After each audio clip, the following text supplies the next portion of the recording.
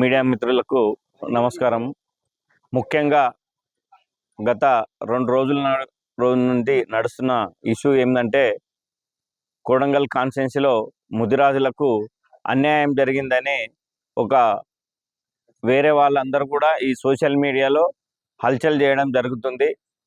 దీనికి మేము ఈరోజు కౌంటర్గా ప్రెస్ మీటు మా మిత్రులతో ఏర్పాటు చేయడం జరిగింది.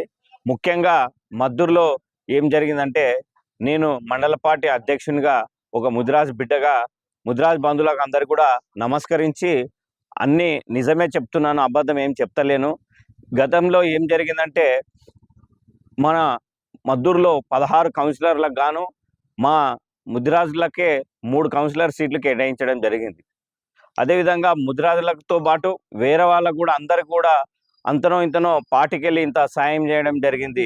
కానీ ఎక్కడ కూడా మా కొడంగల్ ఇన్ఛార్జి కానీ, తిరుపతి రెడ్డి సార్ కానీ, మరి రేవంత్ రెడ్డి సార్ కానీ ఆయనకు ఎక్కడ కూడా గోవింద్కు మేము చైర్మన్ చేస్తామని కూడా ఎక్కడ ఒక మండల పార్టీ అధ్యక్షునిగా నేను కానీ, మా కొడంగల్ కాన్స్టిట్యున్సీ ఇన్ఛార్జిగా తిరుపతి రెడ్డి సార్ కానీ, మరియు రేవంత్ రెడ్డి సార్ కానీ పార్టీ పెద్దలు కూడా ఎవరు మాట ఇవ్వలేదు.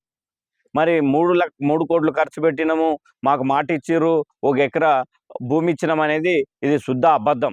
ఎందుకంటే నలుగురితో పాటు కూడా ఆయనకు కూడా పార్టీకెళ్ళి ఏం సాయం చేయాలో ఆ సాయం చేయడం జరిగింది. మరి అంతేగాని వేరే కలంగా వేరే పార్టీ వాళ్ళు కూడా ముద్రాజులంతా కలిసి ఏదో తిరుపతి రెడ్డి సార్ మీద బురద చల్లాలనే ఉద్దేశంతోన ఇవన్నీ మాటలు మాట్లాడుతున్నారు. దయచేసి మాకు ముద్రాజులంటే రేవంత్ రెడ్డి సార్ కానీ, తిరుపతి రెడ్డి సార్ కానీ ఎంతో గౌరవము. వాళ్ళు 16 సీట్లలో ఒక 3 సీట్లు ముదిరాజులకు కేటాయించారంటే ముదిరాజుల మీద ఎంత ప్రేమ ఉంటే కూడా 3 సీట్లు కేటాయిస్తారనేది మీరు అర్థం చేసుకోవచ్చు. ఎందుకంటే నన్ను కూడా ఒక ముదిరాజు బిడ్డగా గత 2009 నుంచి సారెంబడే ఉన్నాము.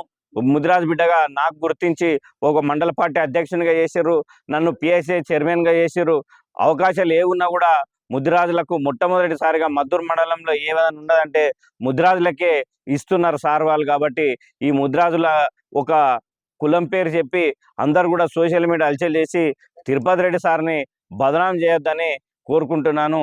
గోవింద్కు ఇంకా ఒక నా సూచన ఏం చేస్తున్నంటే, మీకు ఇంకా ఫ్యూచర్ టైం ఉంది, మీది చిన్న ఏజు, రాబోయే రోజుల్లో మీరు ఇంకా ఎన్నో పదవులు అనుభవించాల్సి ఉంటుంది.